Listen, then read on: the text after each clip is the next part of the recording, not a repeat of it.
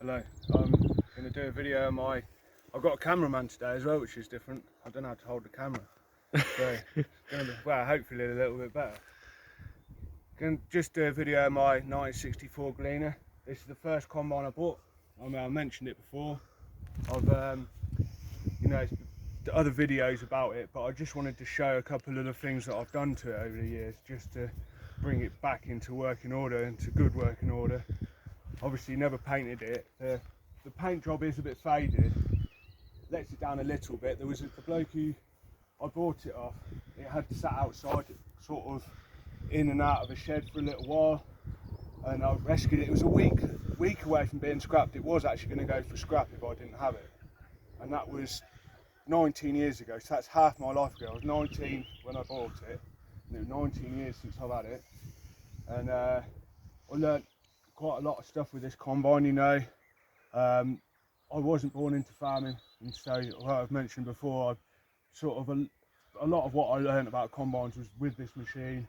You know, we obviously had the things, people moaning about it trucking grain over and stuff and not finding out it had done it until like the grain grew, and you know, feeling a bit stupid, but just learning bit by bit how to sort of fix them and everything. So I'll just show you a few of the things that I've done to it over the years. And obviously these are great. That's the chute that goes down to the header from the returns. And the unloading auger, I've just got to patch this unloading auger up. I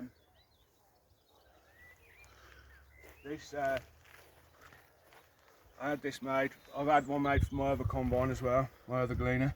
This is actually got an interesting name. It's called a straw retard curtain, and that sits in there, and it stops the beater smacking grain all the way out the back of the combine. It sort of sits there, and grain hits it and falls down rather than shooting over the back. And this, I had to slow the reel down. You can't slow the reel on the move, and I noticed that with the thicker crop we have, it's generally thicker than it would have been when this combine was new, and I put little washers in between these here to slow the reel down, because the reel can it can smack a lot of the grain out before it gets in the header.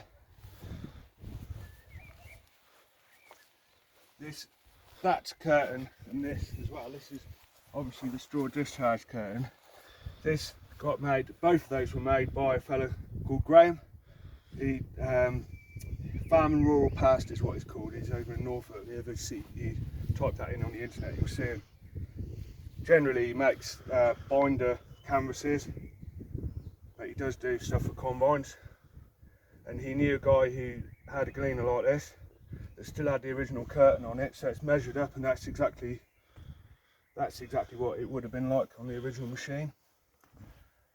So I'll show you this as well. Look, this is my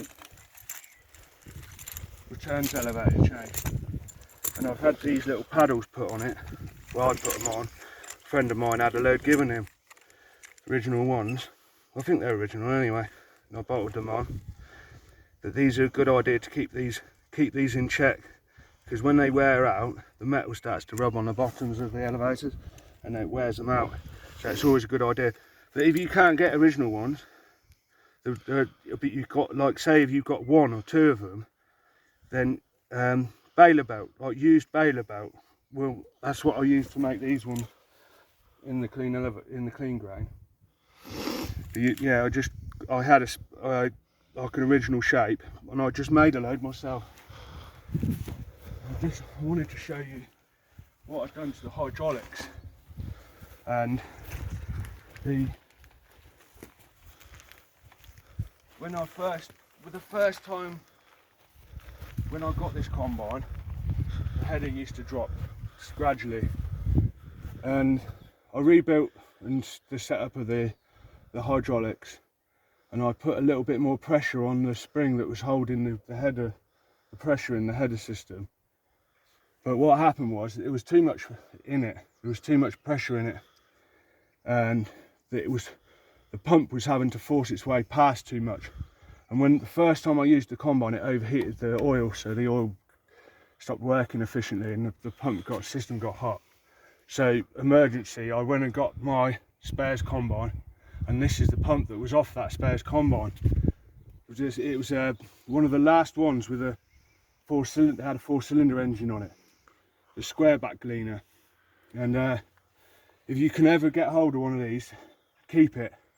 If you ever see one like an old Gleaner A with a 4-cylinder engine going for scrap, try and save these, because this valve setup is better than the early ones, because the system is like it's a free flow. It's more of a free flow system, so that the oil doesn't get hot as quick. It's got an easy return system, and I can't exactly remember exactly how it is, but I think there's a little ball bearing that the weight of all of the hydraulics in the header sits on the ball bearing, and it has a free flow system that returns to this tank, constantly going round, and it's so much better system than the very early ones. And I like to keep everything original, but this is a lot better than the first pump I had. I still got the first one about somewhere, but I'm glad I got this one on it. It was a far superior system. And this belt here, the hydraulic pump belt, I noticed a few Gleaners are like it. The pulley driving the pump from the engine, and the driven pulley on the pump was slightly out of line, and the belt kept on getting chewed. And like I say, I've seen it on a couple of Gleaners, but I took the hydraulic pump off and measured what I needed, and I took it to a guy who machined the very back of the pump off, and it didn't do it any harm. It didn't interfere with the seals or anything like that, and it brought it back into play, so that the hydraulic pump belt never has any problems now. But I was changing it every year at first. So I had mentioned it before about this being a variable speed drive system. So you've got this chain here that alters. There's a chain just there that when you turn the handle when it's running, it alters the speed of the drum. So all this side here is just driving the drum, so it's a separate unit from the rest of the setup. My other combine is all driven as one. It all goes through bit by bit. So the drum drives the header on my other combine, but the head is driven from the other side on this one, and there's a counter shaft here, which my other combine doesn't have. This counter shaft comes from the main shaft here and goes through and drives that shaft drives everything else apart from the drum. But I wanted to show you this. This was probably the main thing that I wanted to bring to your attention. Is from 1963, I think, these Gleaners came with a floating header, and it's got an accumulator bottle, but obviously over time they do perish and die. So I took the original off and see that I could get it fixed. So I took it to a place in Leicester called A1 Hydraulics, and then they basically said, we can't restore this one, it's too far gone, it's too old, it's too far gone. And they said, you can have like for like. The company that made it still, I can't remember the name of the company now because it's been a while, but they still made those accumulator bottles, and it was quite expensive. And they said there is actually other companies that make them, and there's nothing wrong with them, they'll be fine, it's just not that named brand. And at the time I didn't have a massive amount of money, and for it was just going to do the same job that the expensive one was going to do. I went for the cheaper option and bought it. But what I needed to do, because I phoned up people who knew about Allis Chalmers, and there was one guy who actually worked in the factory on the tractors that I spoke to, but no one could quite tell me the working operating pressure of the system and what the pressure would be in the hydraulic accumulator in the bottle. So I had to work it out for myself. I had to buy this. I made my own pipe up that came through here, and this was put in. I had it on like working speed, so it was 2000 RPM the engine, and I had to work out what pressure it was going at.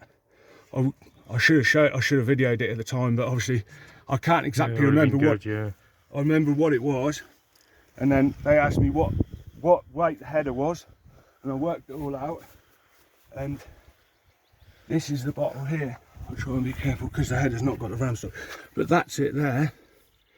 And they came up with an estimate. I give them the parameters of the weight of the header and the working pressure of the combine, the hydraulics, and they put 30 bar pressure in that, and we've never had to alter it. And so what I did was I put, now it's working nicely,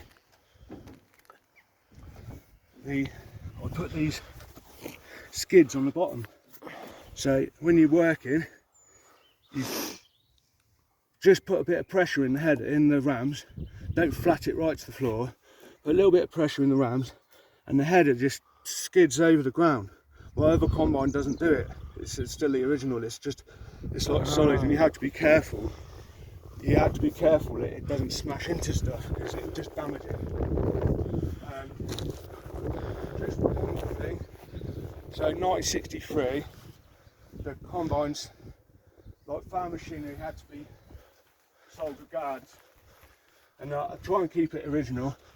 But obviously, when I'm working on it, the guards aren't on it because they are an absolute nightmare, these old guards. Because this one especially, there's a guard that goes on here, and you've got to get these greasers, and when you're in a hurry to get going, they're an absolute monster. But so this one will be working alongside my other combine. Yeah, that's about it. I'll leave it at that, but I hope you know, the idea of these videos is so that people can see, you know, certain stuff and learn certain stuff about, you know, how to keep them running, because a lot of the information's been lost, but it's not impossible to sort of like find a way around certain stuff. So yeah, I hope you like it. See you again.